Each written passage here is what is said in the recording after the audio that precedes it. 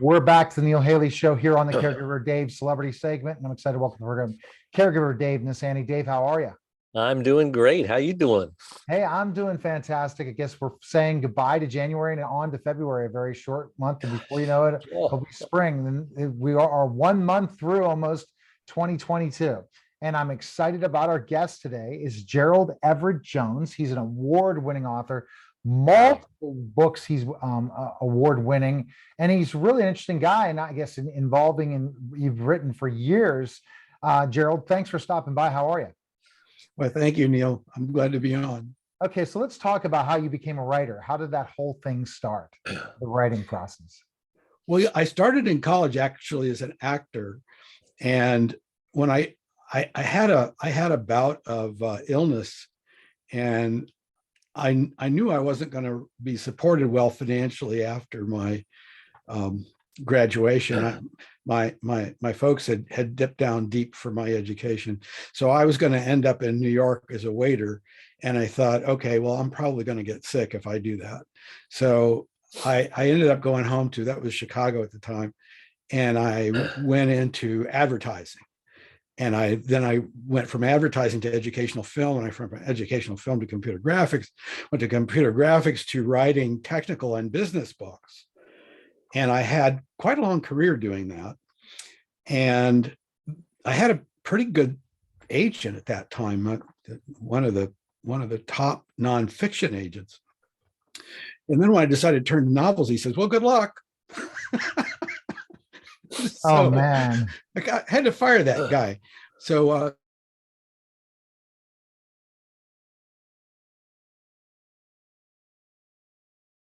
as I say, that mystery series has won quite a few, 5 awards, and I'm losing track, but I want to say 14 awards in the last 2 years.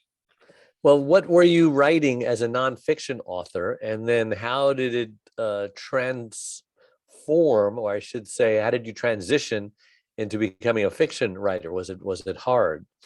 Well, I don't know that the transition was hard, but I will say that my background was in writing primarily computer how-to stuff. Okay. Back in the day when you did need a book to understand DOS. I mean, DOS for Dummies, that was written because the author thought DOS was pretty silly. And the dummies was actually more of a reflection of the developers than it was the customers. But actually, graphical user interface, human factors design, all that stuff has gotten to be so sophisticated that, you really don't need, no 3-year-old needs a book, to use anything that's got a screen, of course. So that book market is gone. I did a fair amount of work in ghostwriting college textbooks for college professor types, and and it was quite an education, because I hadn't, I had some editor mentors. There I had to write to a specific outline, and if I departed from the outline, I got my hands slapped. And if I have a secret to award-winning fiction, I would say it's not having a plan. I just basically let my subconscious go where it wants to go, and I do my best thinking in the shower. And when I put those characters on stage, I just let them talk, and I let them go where they want to go. And one of the things that I've realized is, if I can surprise myself, I probably surprise you. So, the criticism always, plots are too predictable. That would surprise me. Wow. And so in developing characters, that's the challenge, right? You're writing a how-to book, not too difficult. You just have to get the research and the information. When you're creating characters, that's a process that you have to constantly look at the outside world, think about how's that character going to evolve, and then putting all those characters together makes a book. And that's the hard challenge, I think, about writing those novels, are that you really have to figure out the evolution of that character before it's even developed. Well, you need to have a life, and you need to be what John le Carré called a close observer, which is the term he used for spies. But actually, if you read his spy thrillers, he will teach you to be a close observer, which makes you a better reader. But you will often find, and this is, the author's dilemma, is people in your life, if they read your books, it's like, well, that's too much about me. You have to be a bit concerned about, changing ethnicities or ages or sex, or, so that it's not too much on the nose for people that but certainly, every character in every book that I've written, it comes out of my life experience somehow. I mean, it might even just be rumors that I've heard and, nasty gossip, but, it's all input. It's all material, as they say. So inquisitive minds want to know, and I'm an inquisitive guy. So you said that you had some health issues when you were younger, and now we've got Preacher Raises the Dead. So I'm thinking that somewhere in the past you had a religious background, maybe got involved with a faith healer, or how does that all come together? Well, the Preacher Evan Wycliffe series is set in southern Missouri, where my family roots are, in rural Missouri. And that is a part of the country now that is, the Rust Belt is in decline for its own reasons, and rural America has had its challenges, with corporate farming. And it's been a while since I've been back. And actually, my family, I'm from Independence, Missouri, Harry Truman's hometown. But yes, I was raised as a Southern Baptist, and indeed, I was a student minister in high school for a brief length of time. And then, like my main character, I went to college and learned way too much about the corruption and hypocrisies of the Christian church over the centuries. And, if you want to shake your faith in God, then please study theology in depth. But then also, like Evan, I studied a fair amount of science. Actually, my dad was an engineer in the oil business, and he really wanted me to be a research scientist. And so, yeah, I had heavy doses of science and math. And I did study astronomy. I didn't go into astrophysics because that was calculus, and I couldn't go there. I just couldn't go there. But I did, and I have done a lot of reading since, in physics, astrophysics, cosmology, because I'm a curious guy. So I've got this main character who has studied theology for the big questions. He's studied astronomy, astrology, astrology too, but cosmology.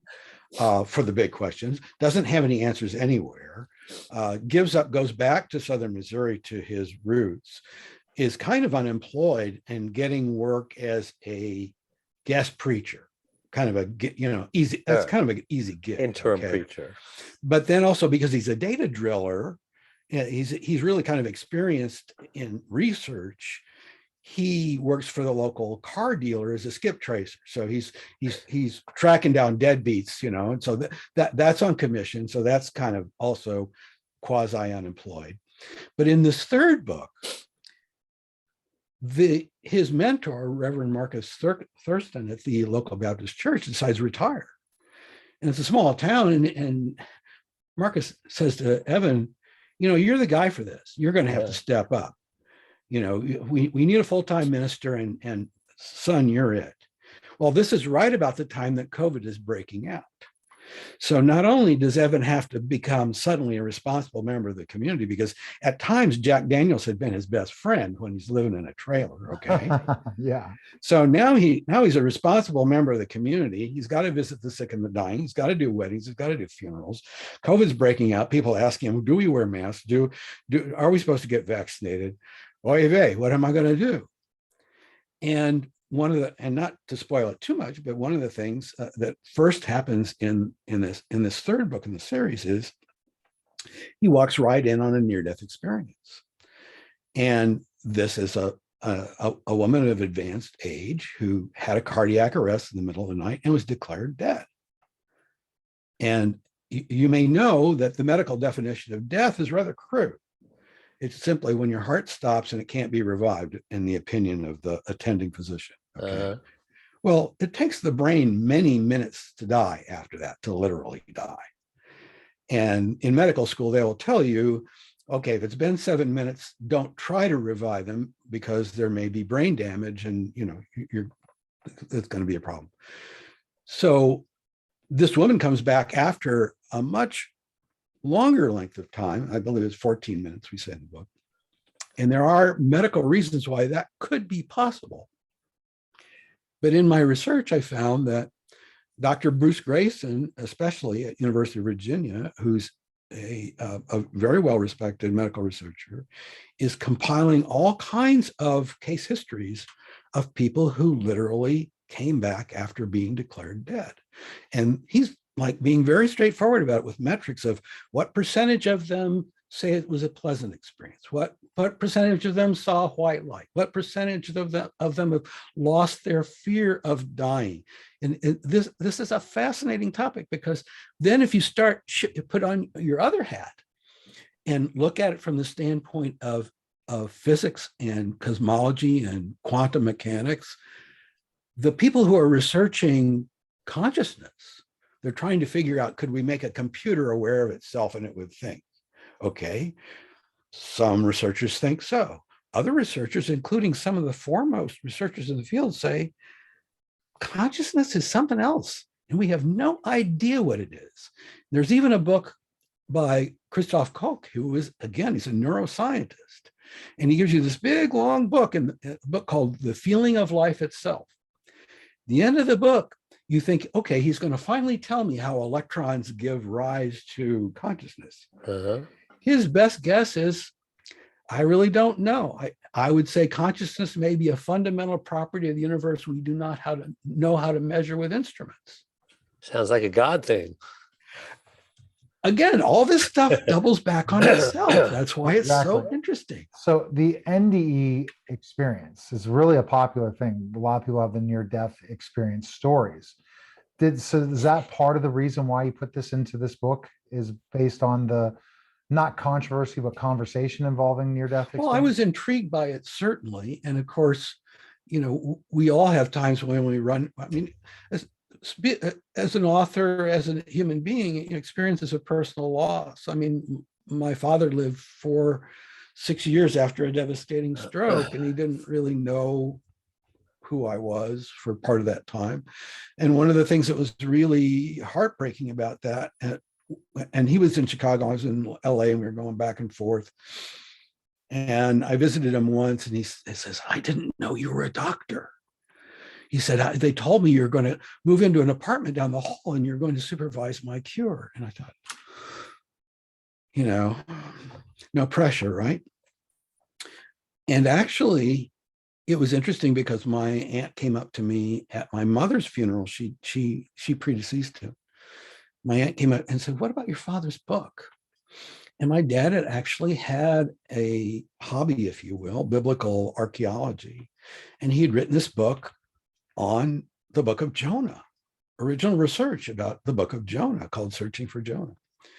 But the thing was, it was only in typescript. He had written this before computers. His secretary had typed it, I don't, from dictation, whatever.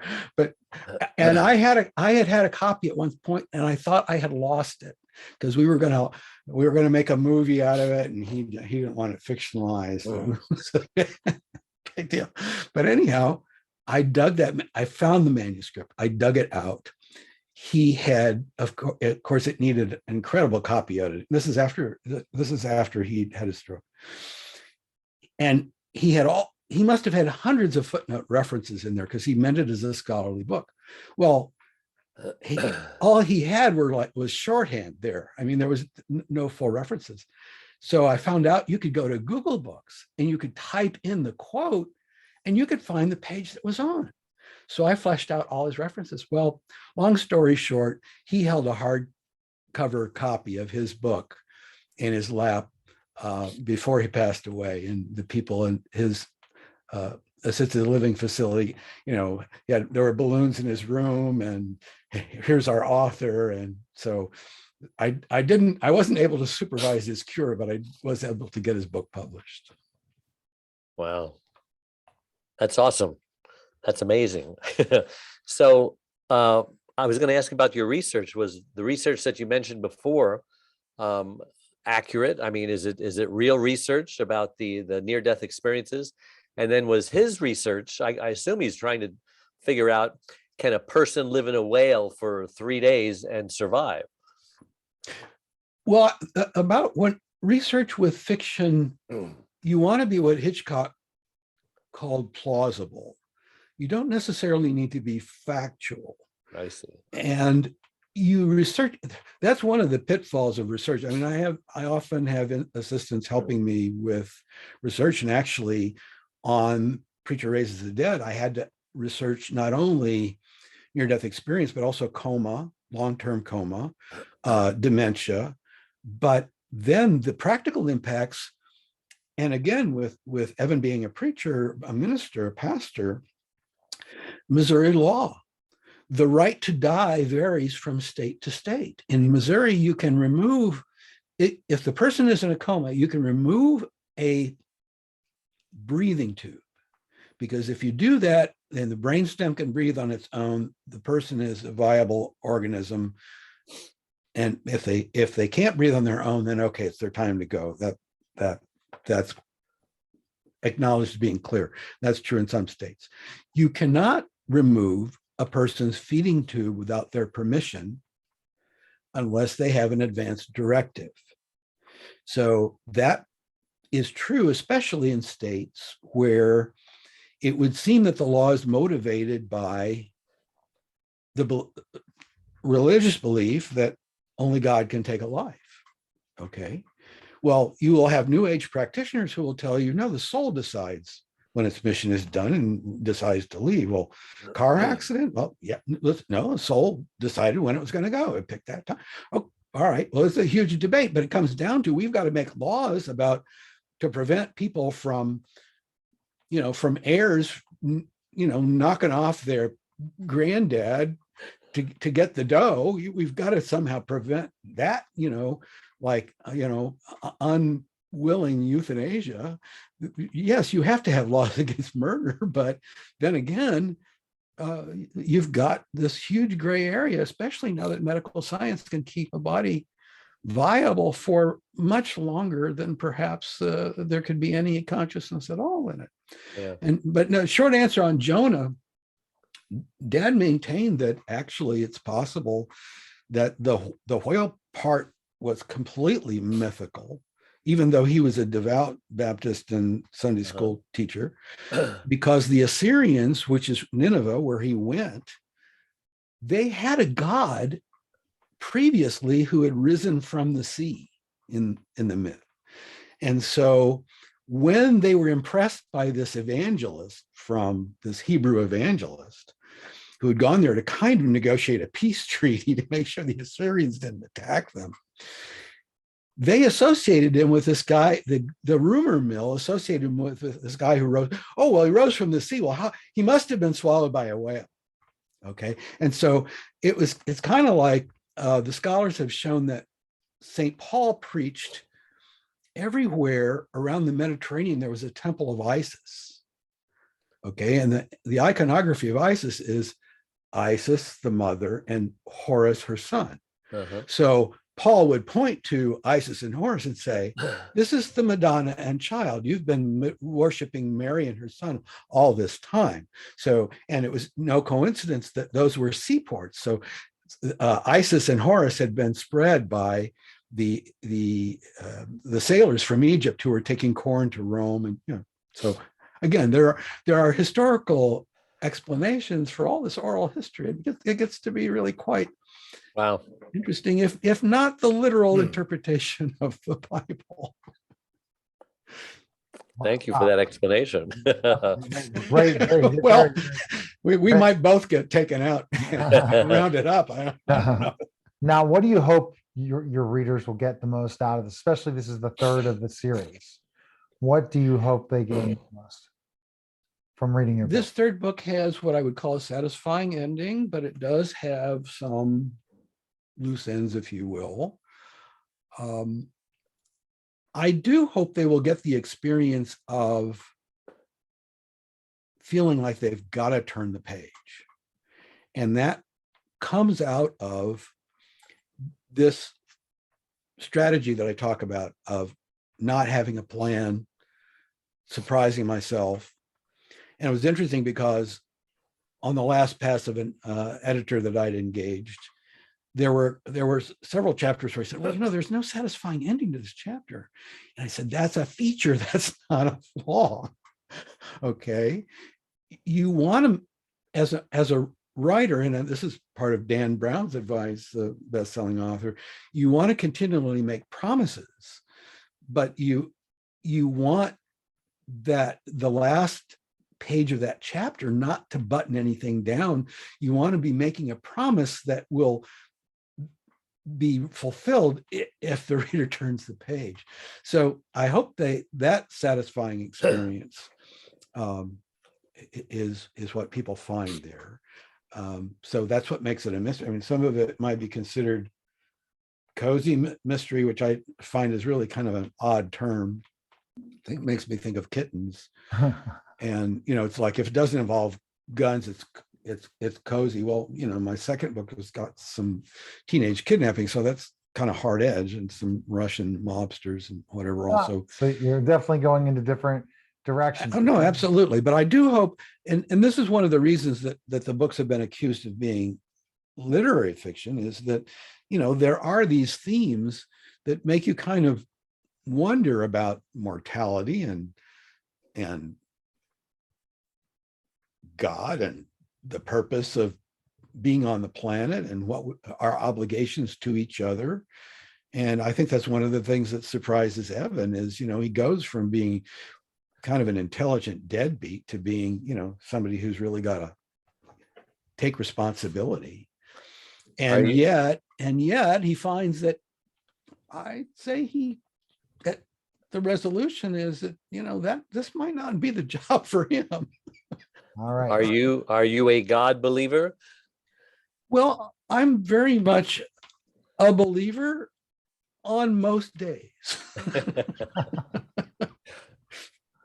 But I will say, and again, this is one of the things that Evan wrestles with in his research about astrophysics is, there is, among scientists, there is this theory of the godless creation, of the idea that the combined forces of entropy and evolution can explain all the complexity of the universe over 14 billion years.